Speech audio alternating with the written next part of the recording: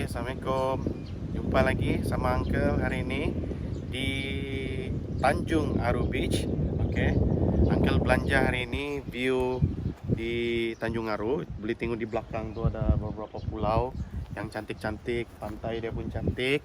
So, enjoy the view sambil kita sharing mengenai ilmu undang-undang atau isu di Mahkamah Syariah pada hari ini. So yang first time join Uncle perkenalkan diri. Nama Uncle Sufian Ismail, merupakan peguam ataupun pengamal perundangan syariah di negeri Sabah. So hari ini Uncle mau share mengenai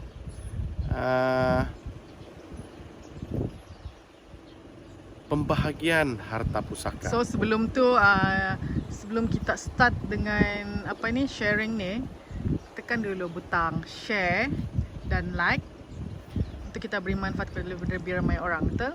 Ya, tolong share, tolong tag dengan lain-lain supaya ilmu ini boleh memberi manfaat kepada follower maupun viewer yang lain. Kita share ilmu ni supaya ramai yang tahu betapa pentingnya ilmu undang-undang syariah ni dari segi pengurusan harta pusaka. Okey, sebelum kita teruskan, please share atau tag kawan-kawan yang lain.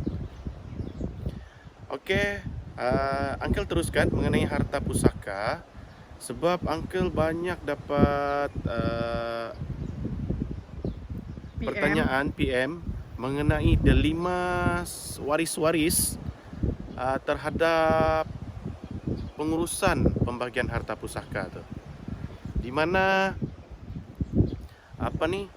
ada waris yang cuba untuk menyorok harta-harta. Orang Sabah cakap tapuk lah, geran ditapuk, kad-kad kereta semua kena tapuk.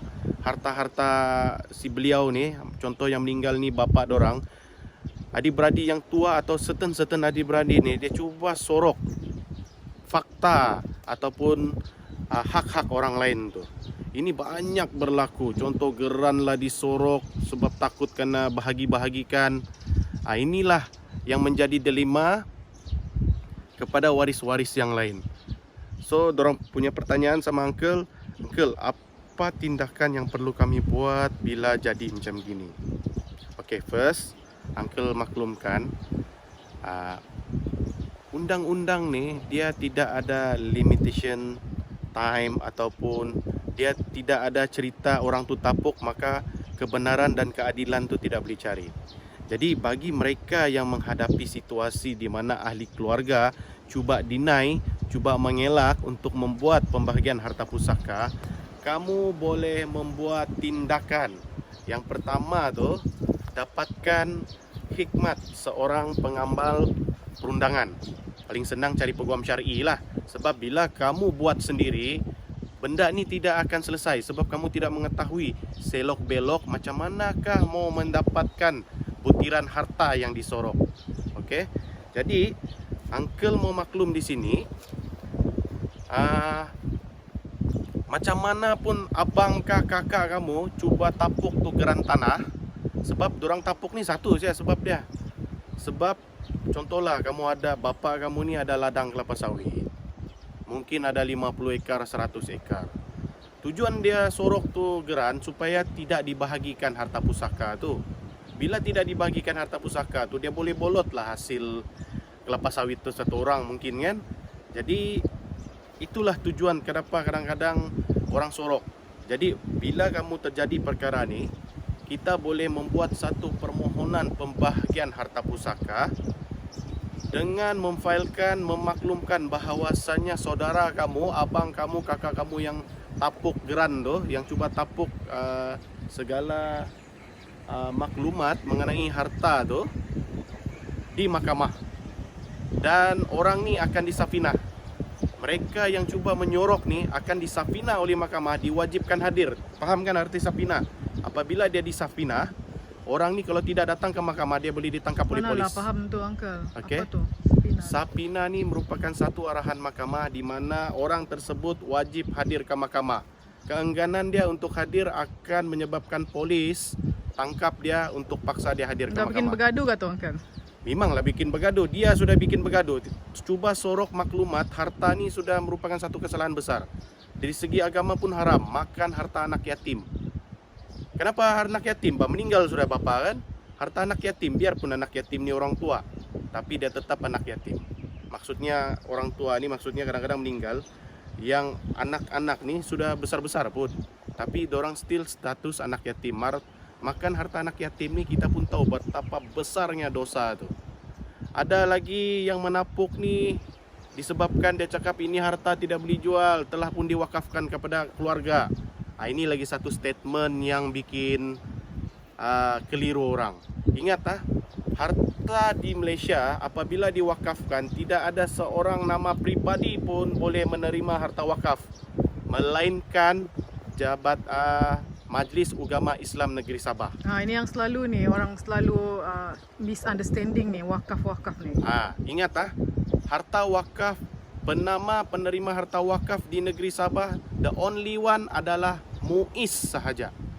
Dan orang yang mentakbir harta wakaf tu bolehlah dipilih kepada orang yang mewakaf. Contoh, Uncle bagi contoh. Ada seseorang ni, dia ada satu biji rumah, di mana rumah dia tu dia telah wakafkan kepada anak yatim. Jadi, pemilik hakiki terhadap harta wakaf tersebut adalah pihak MUIS, di mana anak yatim tu adalah merupakan pengurus terhadap harta wakaf tersebut. Artinya orang perseorangan tidak boleh menerima tidak boleh menerima wakaf. Harta wakaf. Ya, nama harta tersebut akan ditukarkan kepada pihak MUIS, tapi takbir urus adalah mengikut pewakaf tu mau. Kalau contoh pengurusan rumah anak yatim lah. Contoh kalau mau dijadikan harta untuk perkuburan ke apakah, dia akan diurus oleh mungkin pihak EJK perkuburan ke atau masjid. Kalau mau bina masjid, tanah tu akan jadi milik MUIS, tapi bangunan tu mungkin ditakbir oleh pengurusan EJK masjid. Jadi kena faham, jangan pandai-pandai sebut wakaf, jadi dia yang pegang konon, jadi tidak boleh jual. Itu adalah salah dari segi hukum maupun undang-undang syariah. Benda ni banyak sangat terjadi. Apabila kenapa anda boleh dibagikan secara faraid? Ini harta wakaf. Kalau harta wakaf, serah kepada pihak MUIS. Itu sahaja jalan dia. Bukannya pandai-pandai, saya pemegang amanah, ini setelah diwakafkan kepada saya dan keluarga-keluarga konon. Inilah yang selalu menjadi persoalan. Adakah itu betul? Tidak betul, salah. Wakaf, apabila kita sebut harta wakaf, dia mesti ditaruh nama kepada pihak MUIS. Sebab harta wakaf ni perlu didaftarkan. Jadi kalau orang begini yang suka tapuk-tapuk ni, tapuk-tapuk geran segala ni, apa penyelesaian dia? Penyelesaian dia adalah ahli waris yang lain cuba membuat satu permohonan di mahkamah bagi membuat satu permohonan pembahagian harta pusaka. Memang kerja ni rumit. Pasal tu kamu memerlukan seorang pengamal perundangan, iaitu peguam syar'i, bagi menyelesaikan kes ini, di mana kamu nanti akan diarahkan untuk mencari maklumat. Mungkin ada 6 agensi yang perlu disiasat untuk mendapatkan maklumat harta si mati. Apa jadi jika sebab dia rumit kan, dia memakan masa, dia rumit. Apa jadi kalau benda ni ditangguh-tangguhkan? Okey. Apakah kesan apabila perkara harta pusaka ini ditangguhkan? Yang pertama, harta yang ditangguhkan ni maksudnya tidak akan dibahagikan lah. Apabila tidak dibahagikan, berkemungkinan besar orang yang berhak tu meninggal dunia. Contoh, di dalam first layer, maksudnya di dalam lapisan yang pertama, pemilik ataupun waris adalah seramai 5 orang. Contoh 5 orang yang berhak untuk menerima harta pusaka ni. Oleh kerana ditangguh-tangguhkan, antara 5 orang tu ada yang meninggal dunia. Apabila dia meninggal dunia, seorang yang meninggal dunia, ahli warisnya akan bertambah kepada anak dan istrinya. Bayangkan kalau 4 yang meninggal, berapa ramai, berapa lapisan yang perlu kita bahagikan. Jadi artinya lagi banyak lapis, lagi susah lah benda ni mau buat. Betul. Kalau kita mengupah peguam, semakin banyak lapisan tu semakin mahal lah cas guaman yang akan ditetapkan atau yang dikenakan terhadap klien. Okay. Adakah kamu rela untuk membayar lebih sedangkan kamu boleh membayar murah? Okay, ada kesan lain lagi? Kesan lain adalah dosa. Adakah kamu mau hidup kamu bergelumang dengan dosa dengan memakan hak harta anak yatim? Adakah kamu rasa hidup kamu akan berkat dengan memakan harta anak yatim? Adakah kamu akan kaya dengan Kayak cuba deny hak orang lain? Itulah kesan-kesannya, sebab selalunya orang yang tamak memegang ni, dia tidak pun dapat menikmati harta itu dengan baik. Disebabkan oleh keegoan atau keras kepala dia, dan dia rasa dialah yang paling berkuasa terhadap harta tersebut. Jadi mereka golongan yang begini nih, Uncle harap waris yang lain membuat satu tindakan memfailkan kes di mahkamah syariah. Okey, secara ringkasnya apa nasihat Uncle kepada orang yang rasa apa ni? Teraniaya tertindas ni sebab ada hak mereka, mungkin mereka perlulah, mungkin mereka perlu cash kah, mungkin mereka ni masih muda kan, baru mau hidup. So apa dalam masa 2-3 minit lah apa yang Uncle mau nasihatkan supaya dia memberi manfaat ilmu ini bukan consultation, bukan iklan, okey, ini ilmu supaya mereka dapat manfaat daripada ilmu itu, nasihat. Okey, Uncle mau begitu, yang hak tetap hak. Bila kamu ahli waris berhak terhadap harta pusaka tersebut, buatlah tuntutan itu di mahkamah syariah. Dapatkanlah bantuan yang pakar. Siapakah yang pakar? Pengamal perundangan. Apabila kamu tidak ada ilmu, datang ke mahkamah untuk apply, kamu sendiri akan marah kepada mahkamah kenapa kes ni berlanjutan sampai 10 tahun. Oh, boleh sampai 10 tahun? Boleh. Sebab benda ni tidak diurus dengan baik. Contohnya dalam permohonan, apabila kita membuat satu permohonan harta pusaka, waris-waris yang lain perlu disampaikan notis permohonan. Oh, sempat sampai 2-3 layer tu kalau 10 tahun. Bukan lagi 2-3 layer. Uncle pernah urus 7 lapis. Wow. 7 lapisan disebabkan oleh keengganan membuat pembagian harta pusaka pada tahun waris itu meninggal. Bayangkan 7 lapis. 1 lapis pun sudah kita peguam cas mahal, apalagi 7. Tapi kan actually kan dalam semua waris-waris tu kan, siapakah yang paling layak untuk ke depan ni? Sebab sebenarnya dia tidak ada istilah yang paling. Semua ahli waris mempunyai hak yang sama. Daripada contoh, Uncle bagi contoh, waris-waris ni adalah adik-beradik semua.